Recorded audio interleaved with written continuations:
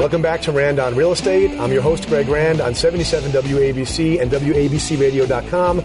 But I'm real excited today because you know this show is all about entrepreneurship, recession be darned, and real estate, and how to use real estate to secure your financial future and how to just push back against all the negativity out there.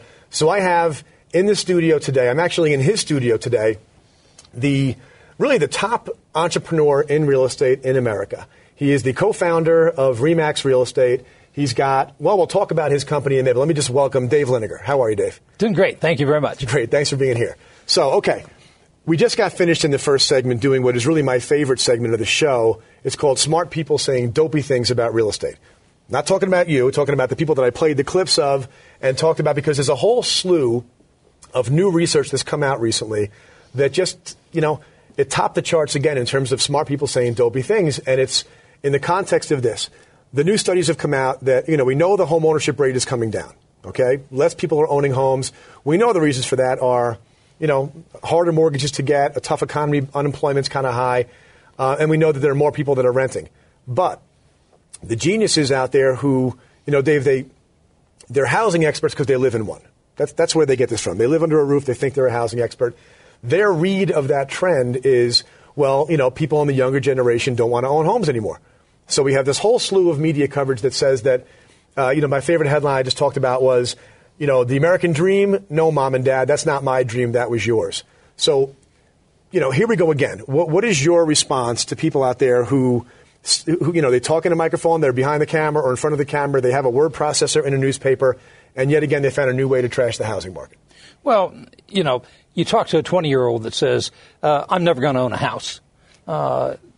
Lots of us said lots of things at age 20 that we don't say again 30 or 40 or 50. True. And in reality is everybody's seen the downturn. And many people bought houses 10 years ago. They said, house prices are going up so fast, I got to buy one and get rich. Right. That isn't why people buy houses. You buy houses, place to live, place that you don't have a landlord telling you what you have to do, or you can't put up a photograph, or you can't do something on the wall. Young people are no different than anybody else, except for they're smarter, better educated, getting married later, and they're having children later. That doesn't mean they're not going to fall in love and have children. And it's just they're putting it off later. They're a little bit smarter than some of us were 50 years ago. So the end result is what they say today at age 21, downtown in a loft where they are close to the action, the sports venues, I have the to be able bars. to walk out and crawl home. That's right. And that's what they say today. But at age 27 with 2 children, they're going to want suburban area. They want a yard. They want close to church to school, and raise their family. And they're putting off a while, but it is not over. It's not over because it's wired. And it's funny you mentioned this. I just had a flashback to when I was 20.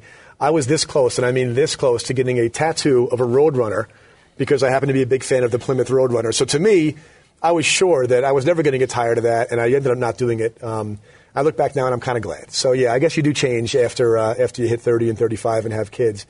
But what do you think? I mean, what's the impact? When I didn't meet you back in the mid-'90s, but my first exposure to you was at a convention of the National Association of Realtors. And that was back when .com was changing everything. And all the travel agencies were done, and we were next, right? Real estate companies were going to be disintermediated. That was the buzzword. We were going to be replaced by the Internet.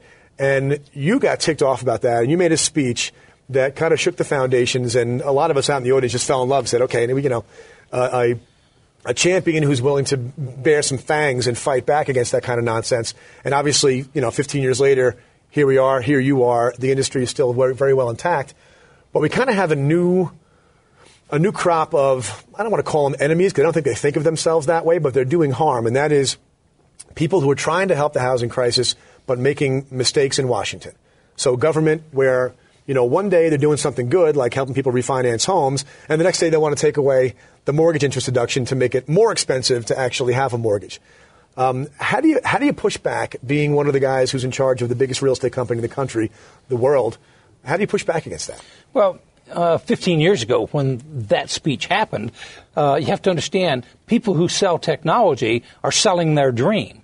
Anytime you sell a product, you're trying to sell the advantages you see of the product, and they thought real estate's just like an airline ticket or a book you buy from Amazon.com.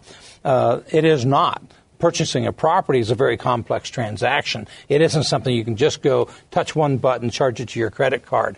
Far more complex. And I saw that at the time and said, no, technology is a tool. Right. Now, one of the things that was interesting was they said people can look at houses on the Internet.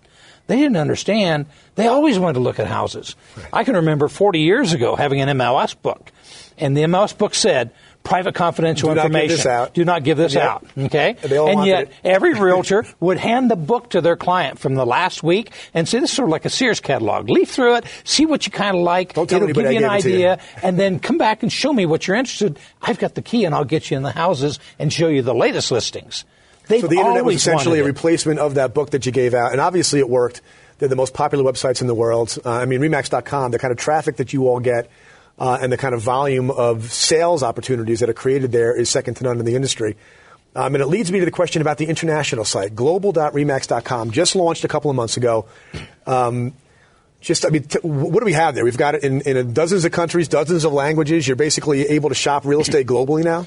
The world is shrinking, and there's tremendous amount of movement of money from country to country, even in residential resort properties. And so we have global.remax.com. It is worldwide, 60 countries, 30 languages. And the beauty of it is you can look at properties in another country in your language. So if you want to translate it to Spanish, it will give you the Spanish language. It will give you the unit of currency you want to look at it in. Yeah, it's really cool. And so it gives you the ability. And again, it's sort of just like one of these beautiful magazines, only much better than a magazine. And you can see properties all over the world. I'll tell you, I was on it playing around. That's really what it's like. I mean, when a real estate website is a toy. If you're not in the market, it's still a toy. That's why there's so much traffic of people that are enthusiasts. And I'm looking at houses in Sydney, Australia, in Prague, in the Czech Republic. And what was cool about it is that more than any other thing that I could be looking at on the web and reading, I got a feel for those places better than I've ever gotten. Look at the travel and tourism websites, and you can get something out of that. But when you actually see the way that people live, where they live, the kind of architecture, it's really cool. And so I commend you guys on doing that, because I think it's going to pull money into the U.S. It's going to tie together these countries. And you know what? We have to go to break, but if I can hang on to you for the next segment, because this is going to have a lot more questions. So stick around. You're listening to Randon Real Estate on 77 WABC. We've got Dave Liniger, the chairman and co-founder of RE/MAX. Be back in a minute.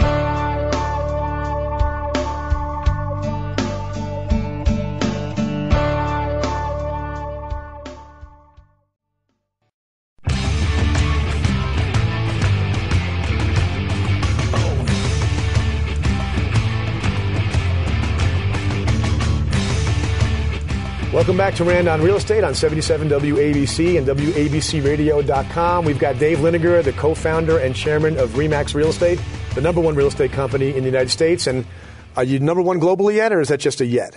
Number one worldwide. Worldwide. Okay, beautiful. So we're talking about global demand, domestic demand for real estate. And I want to ask you about the housing crisis, which I mentioned earlier about. We got some enemies out there.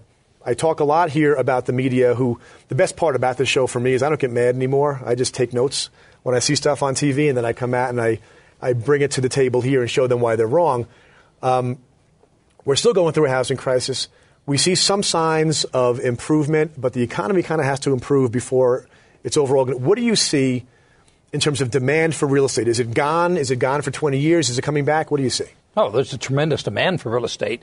What you have is the inability to buy. The inability to buy comes from two or three things. One, actual inability in that you don't have the down payment to be able to put down, or the ability to qualify for the mortgage. The second is possibly you're unemployed or underemployed and you don't feel like you can buy. Many people are in a house they don't want to be in. They'd love to take an advantage and buy another house, normal, but they can't get out of the one they're in. Right. And so if you look at all those factors, that's one thing. But understand, there is a tremendous demand. When consumer confidence comes up, the economy picks up. Example, ordinarily in the United States, 5 million young adults age 18 to 30 years old live at home with their parents. Often it's college students that are going to college in their own community, and so they don't have a dorm or an apartment. But many times it's financial necessity. Today, there are 29 million young adults age 18 to 30 who are living at home with their parents. They do not want to be there. Their parents do not want them to be there. And the minute they can't get a date, they have no place to bring the date. No, they don't. You're not very dateable at age 27 living at home with dad. But the minute that the economy picks up, they can get good full-time employment, they are going to move, and I'll move in a New York minute. Okay, good. So the everyday demand of first-time buyers, of move-up buyers, you're seeing that is simply being held back by things that I think everybody listening can relate to. I mean, I wrote this book, and I appreciate you read it, and you gave me some kind words. It's called Crash Boom, selling like hotcakes, Amazon.com. And it was a study, essentially, of the Great Recession and the Great Depression. That analogy is, talked about every day. And I wanted to understand more about it. But my favorite part of the book was actually interviewing people in their 90s who were kids that were old enough to be aware during the 1930s. And entrepreneurship and a desire to own and kind of the American way. Like, in other words, things don't really change because people don't really change. They vacillate from fear or from greed to fear. So we have the Roaring 20s or the Roaring 2000s. We have the Great Depression. We have the Great Recession. Things don't change because people don't change. But when it comes to demand for housing, the things that are holding people back are things that you think are just they're going to work their way out because it's the American economy. It recovers. Everything is supply and demand. And what happened in 2003 through 2006, tremendous demand because of the availability of cheap money with no down payment, no qualifying, no verification. We call it fanny money. Funny money and fanny money. Blank checks in the pocket. So everybody came in the market, which pushed prices up, which made more people come in the market because they didn't want priced out of the market. And this house was a piggy bank. People stopped buying because this is where I'm going to live for 15, 20 years and raise my family. It's, man, if I don't buy today, I'm not going to make a fortune. Right. Now, we've had the other way, and so the properties come on the market, lots of foreclosures. We have far more supply of properties than what we need, and not enough demand because of the economy.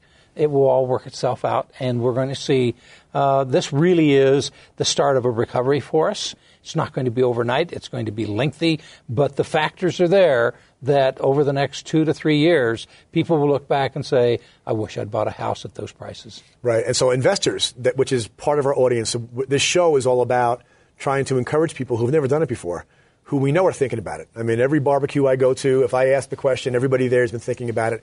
They don't necessarily know how to go about it. I know RE/MAX is working very hard to bring the entire organization up to speed on being able to help enable more people who've never done it before to become investors. What's your advice to somebody listening who has $100,000 sitting in a savings account, has thought about buying a single-family home someplace outside New York because you can't afford a single-family home in New York for $100,000? Have the times changed in terms of lowering the barrier to entry for investors? No, certainly the investors are there. 57% of the investors buying a second home right now only own one home. They've never been real estate investors other than their house before.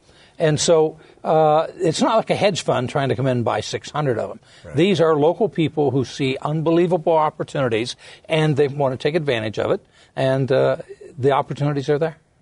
So I have to ask you this, because you guys got a big honor recently. You've won a lot of awards over the years, but J.D. Power and Associates just gave you #1 in customer satisfaction for real estate buyers and #1 in customer satisfaction for real estate sellers. So now you've got, let me see if I understand the roster here, you've got the #1 in the number of transactions in the United States. You've got the highest level of experience of your sales associates, 14 years if I have that right. The highest level of production per person by a factor of like double. Now you've got customer satisfaction on both sides, and yet the audience here knows we're kind of a silly industry at times, okay? Open the newspaper and you're going to see in any town within the sound of our voice, three #1 real estate companies in any town, probably 17 #1 real estate agents. It's like I'm #1 on Tuesdays when the moon is full, except for last year and the year before. So I know how it makes you feel, but I want to ask you so we can get it on the radio. How do you feel when you achieve #1 and it's hands down, game, set, match, and then you turn on the TV and you see somebody making that claim?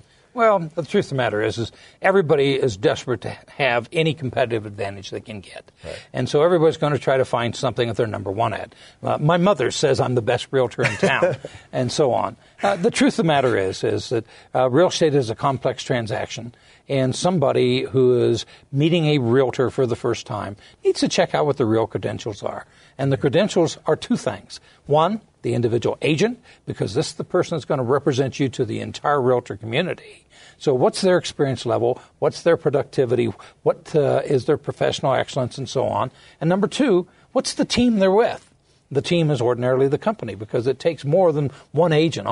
One agent almost never sells a single house. Right. And so look at their credentials, ask them what they're number one at, and make your own judgment. But pick the individual. Okay, you're a gentleman. I was hoping to get you to take a couple of shots, but that's good. Well, listen, this is beautiful. I really appreciate your time. I hope the people listening recognize the fact that this is American housing, okay? It doesn't go out of style. Don't listen to what the people who are experts because they live in a house say. Listen to what the experts say. The experts say if you play real estate the way it wants to be played, 10-year increments, buy a house you like, in a place you like, stay there for a long time, pay it off, leave it to your kids. That never goes wrong. And so let's just look forward to a slight improvement in 2012, I guess. And then over the next couple of years, the blossom will come back out on the rose. Thank you so much for being here. Dave Liniger, chairman of RE/MAX. Be back in a moment listening to Rand on Real Estate on 77 WABC and WABC Radio. Stay with us.